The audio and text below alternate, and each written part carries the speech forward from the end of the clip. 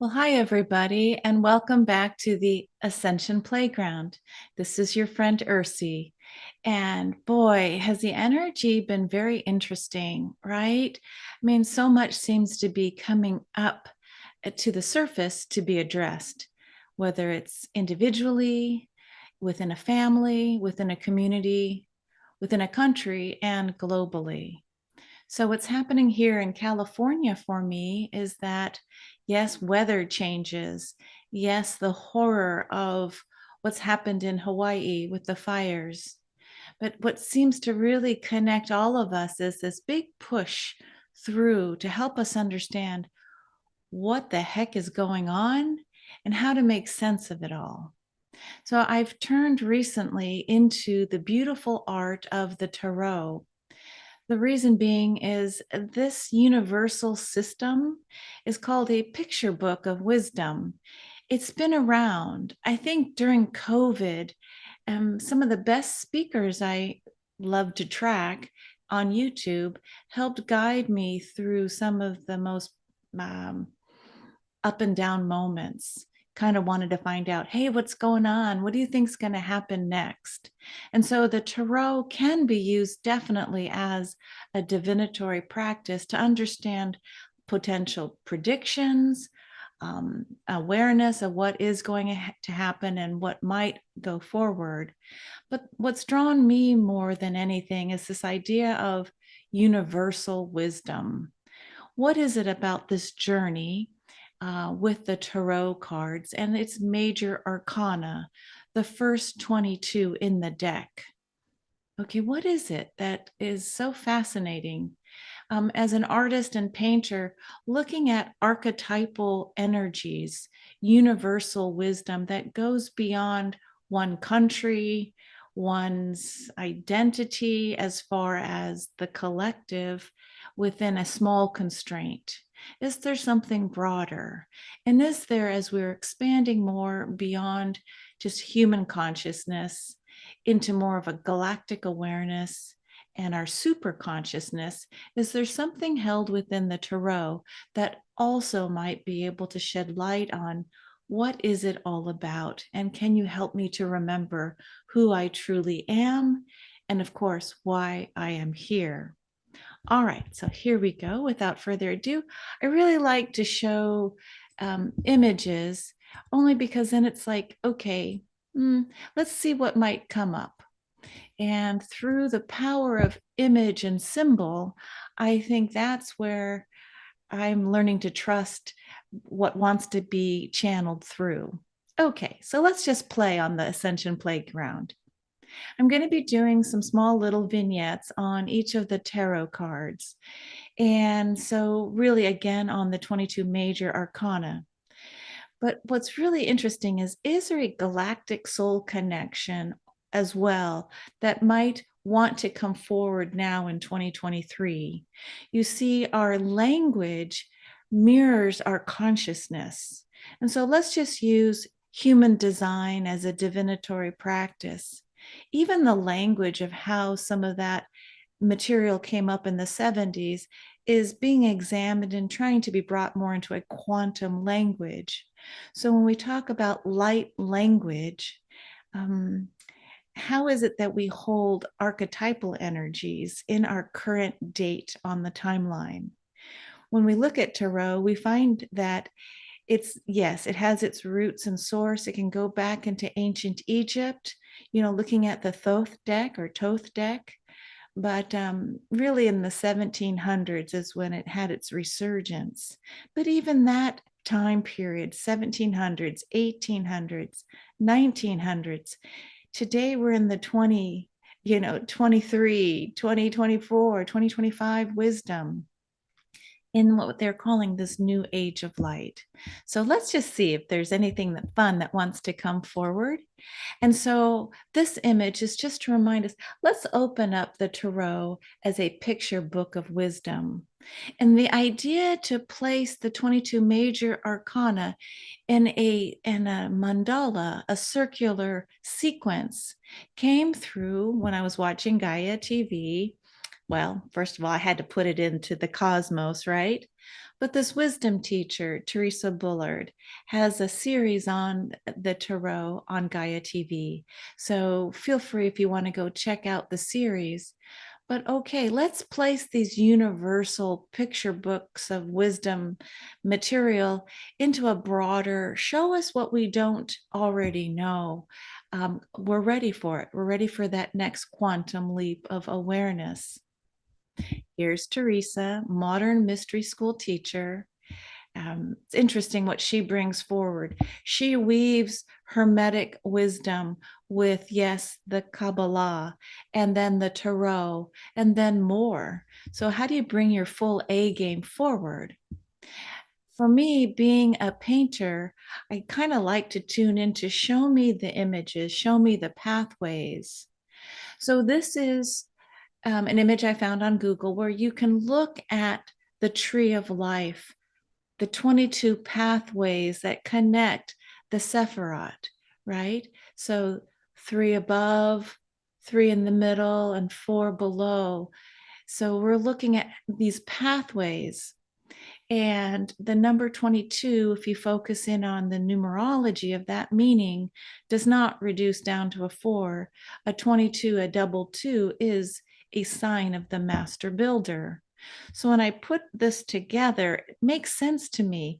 Here's an armature, a framework, the tree of life with the 22 pathways between the Sephirot. Here at the top is the crown. And between the crown and wisdom, the second Sephirot, you see the pathway for the first major arcana known as the Fool. Okay. And this is just to remind me what's the big draw? Why is this important? For me, it's this idea is following certain rabbit holes where spirituality and perhaps even science meet. It's all about our own personal journey inward for this idea of reclaiming our super consciousness, our awareness that we are more than this earthly, incarnate, physical human being, that we can tap into more of multidimensional aspects of ourselves and a universal source to bring forward into the timeline today a greater sense of grounding and knowing why I'm here and who I am and what wants to come through. Now, you see, when you really want to start with a beginner's mind, which I am, I will definitely say beginner's mind when it comes into the work of tarot. Not a beginner's mind, though, when it comes into the looking at the symbolism of color. So, tarot and color symbolism. Here is one deck's current look at for a beginning tarot deck. Red again with this idea of the root chakra, passion, vitality, and love. So if you check out a conversation Julia Balaz and I had on looking at color and this idea of is there a connection between color and some of our galactic heritage? So I'm just going to share that. When we start looking at the cards, this is a wonderful image to say, okay, cards, now speak to me through that layer of color. Orange is creativity. Yellow, yes, some people might say caution, but for me, it does have the light of the sun, the joy and happiness of yellow. It's also a marker for the intellect. Green, nature, our connection to Mother Earth. Blue, yes, the loyal blue, calm and peace. And then purple or violet, doesn't that remind you of the Andromedans? This idea of royalty, of higher frequency in the visible spectrum. Black, not to be feared, but to be the equal and opposite of white, right? So black and white, the yin and the yang. Black is the feminine quality of the cosmic womb, the potential of all that is, what is being birthed in the night sky, compared to the white light, the white light of source moving through the prism to produce all colors of the rainbow, white being beginnings, purity, and innocence. And then gray, when we take the black and the white and we find that integrated point of equal amounts of black and white coming together to form variations of gray.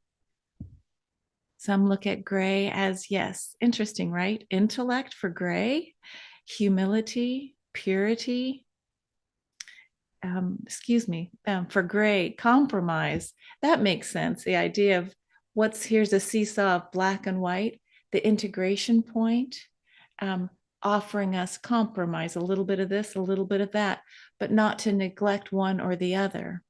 And then brown, which is actually from the family of orange, bringing this idea of stability, protection, and peace.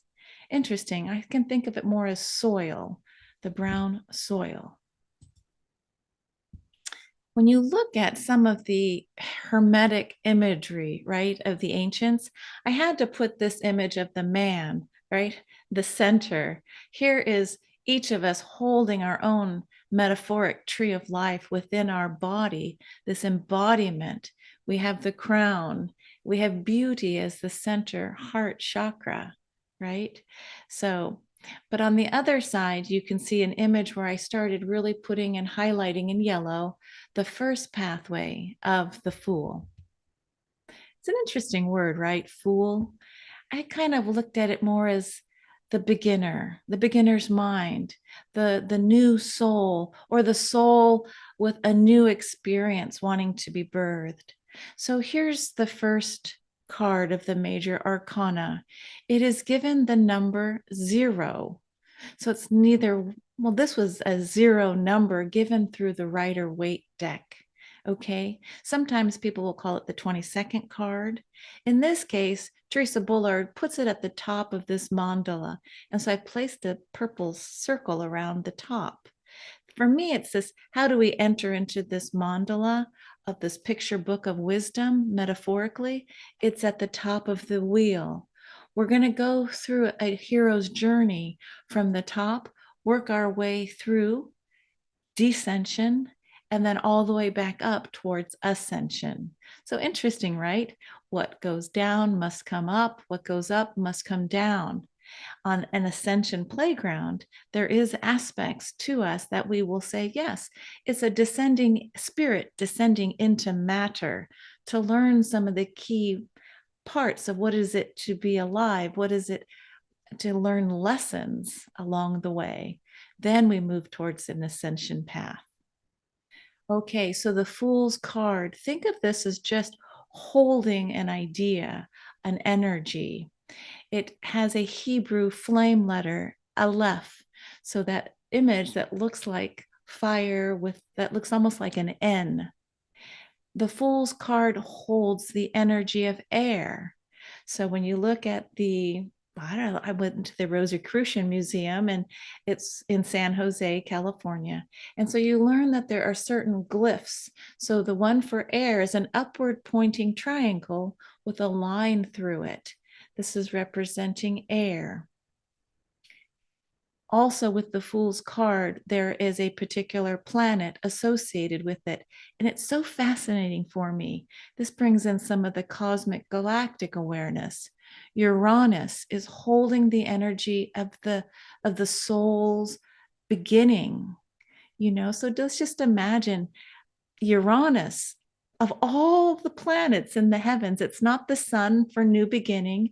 It's not the moon. It's not Jupiter, this huge planet. It is Uranus. Isn't it interesting? The 7th planet from the sun. And so when you think of the number 7, cosmologically and numerically, that is the bridge to heaven and earth bridging. Isn't it almost perfectly profound and poetic that the Fool begins its journey with the energy of Uranus and that 7th planet from the sun in our solar system? If you look on Wikipedia, let's just start there. And I know that we have to question the source, but someone has done a beautiful job looking at the various tarot through the ages. And so some would say the fool was also connected to the word folly. It was connected to the word in the animal totem of the crocodile. Interesting, right? The crocodile. And certain words that we are familiar with the fool, yes, new beginnings, beginner's mind, the soul, a new path of life. There's one card deck that is saying, with the fool, the message of, are you open to embark on a new adventure? So we carry this idea, the genesis of a soul's entry into the wheel of the 22 major arcana and the pathways to bring us from a descension into matter towards ascension back to spirit, that it is the Fool's card. And I went and I found, sorry if it's a little blurry, but this, here's the sun. The sun in our solar system is Sol. So solar system, right? So our star in this universe is the sun. And here I've placed a little yellow arrow to show you here's where Uranus sits. Look at that image. It has rings around it. It is the ruler of the zodiac sign of Aquarius. Interesting, right? That this wisdom is coming forward as together we are all moving into that window of the Aquarian age.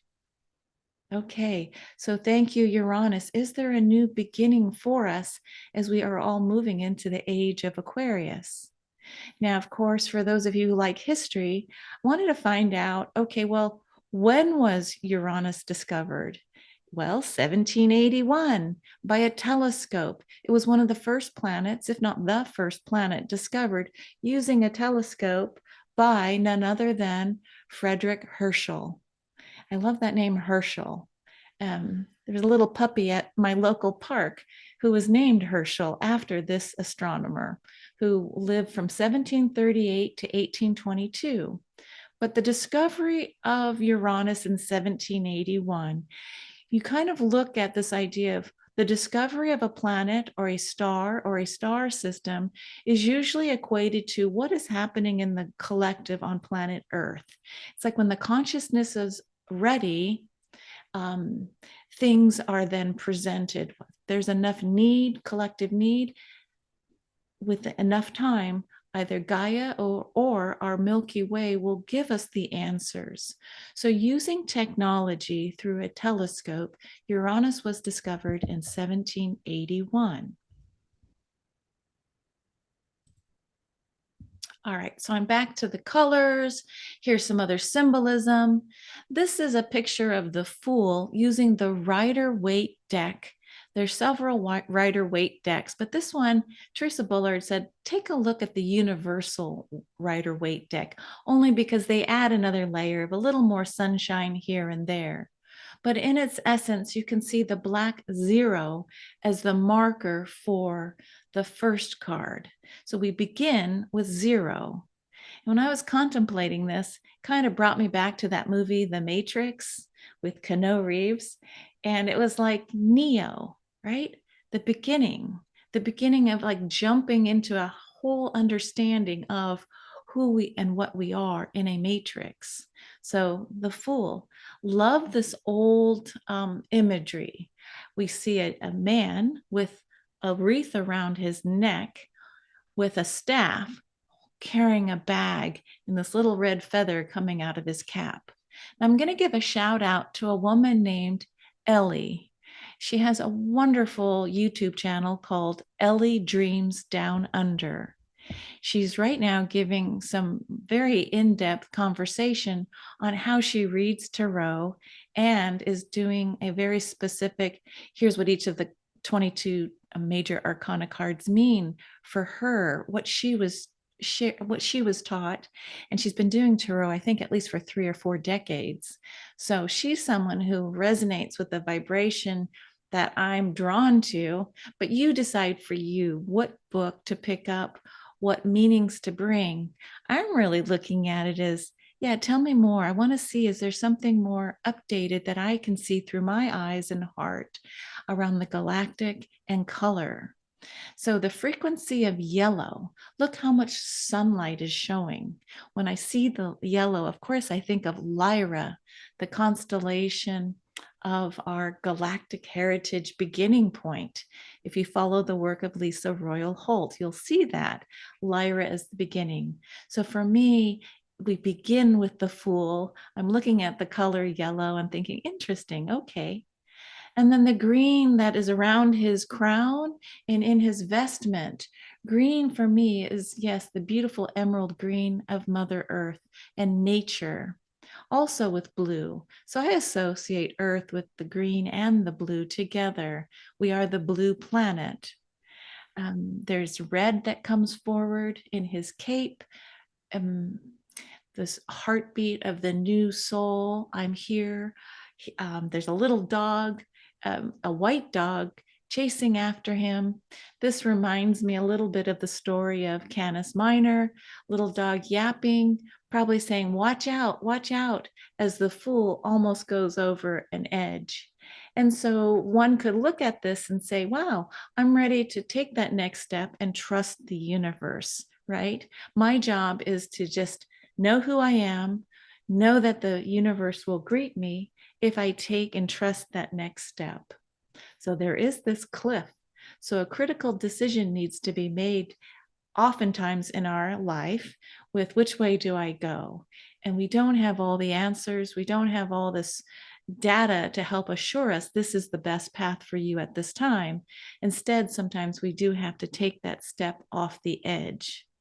What's coming up for me right now is this idea of, again, as all of us on planet Earth, moving through this photonic light belt, we are being asked to look at ourselves in a different light. It's not so much on the TV screen with all the duality playing out, with love and hate, battling it out, right and wrong, good and bad. Instead, it's this calling for, as together we all move to that next basically solar level of quantum, moving into another dimension, the fifth dimension. So I'm looking at the Fool going, okay, how is it that I can hold this idea of new again, born again? He's got his boots on, he's ready to go, he's prepared to pack. There is a feather, and I love whenever I see a feather. The feather to me represents this idea of, okay, are we moving out of the karmic scale?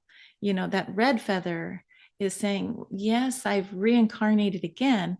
But when it comes to this passage of how was your life experience, the feather turns white and we meet Osiris with the scales. All right. Did want to put this call out if this is the first time you're hearing about galactic heritage and understanding that these issues we're facing on Earth, the Sturm und Drang, our own inner journey of working out things like codependency, boundaries, love of self, those are some of the lessons when we look at Lisa Royal Holt's work through the prism of Lyra that didn't just begin on planet Earth, but actually began in other constellations like Lyra, like Orion, and other constellations throughout the galaxy. Like if you don't learn it in one location, it travels with you on a soul level until it is brought up to our conscious awareness, and we make a choice point of, do I want to work on this or not? Is this the lifetime that I want to clear the deck so that I can become lighter? And by becoming lighter, I'm helping shift the whole consciousness and collective of the greater whole so that together we rise and expand and evolve. All right, put a picture of Uranus back to bring us back to this idea of, the seventh planet from the sun.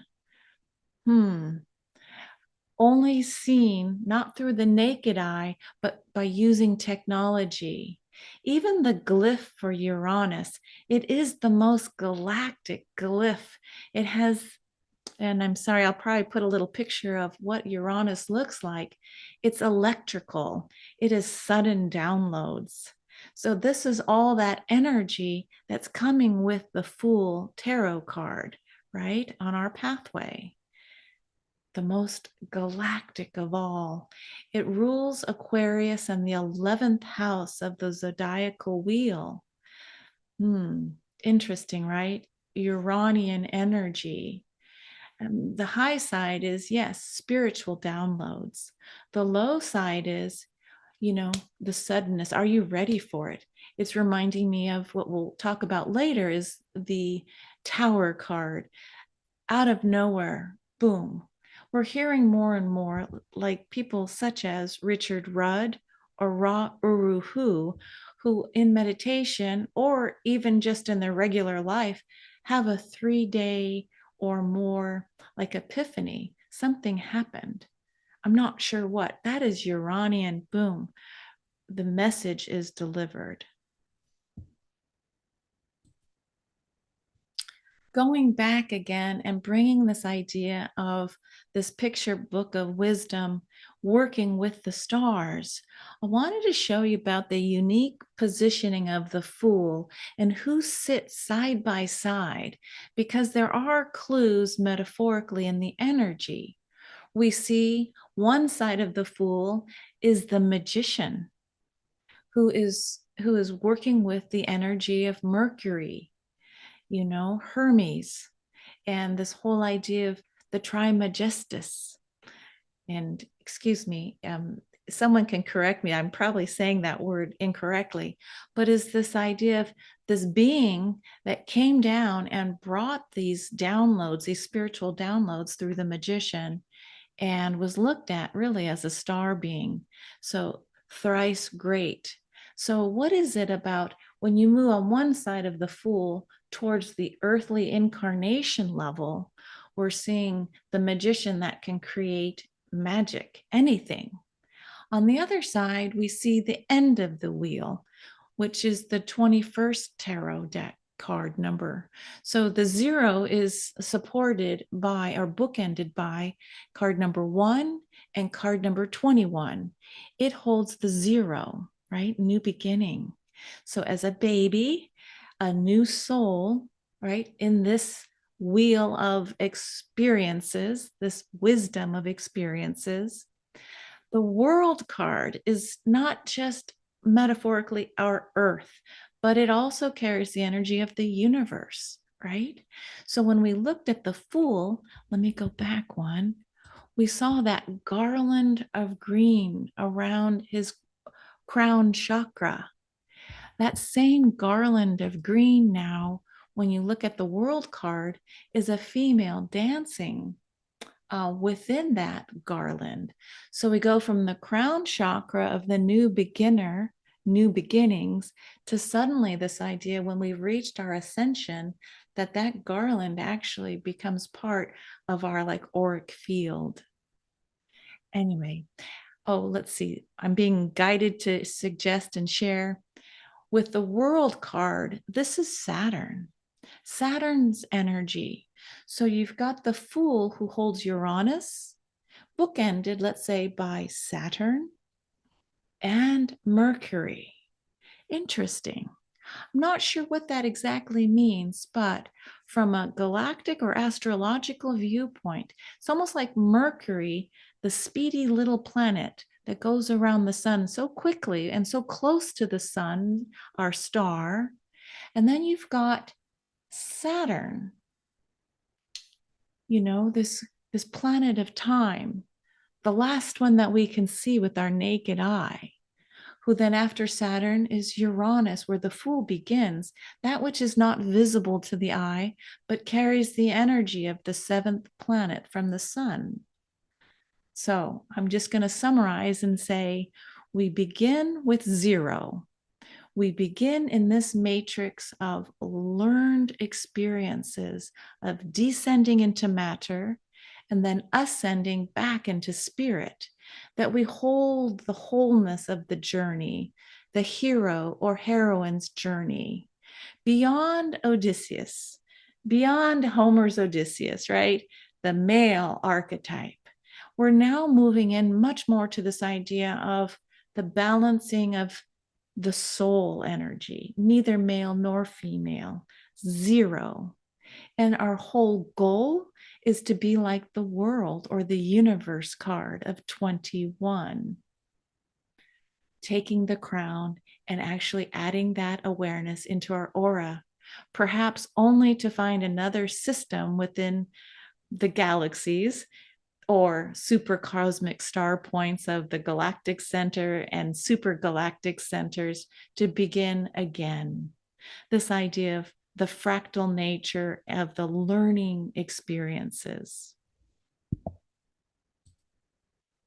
I'm going to end here by saying thank you if you've made it this far in the little video. I am really just chit-chatting, trying to let channel what wants to come through.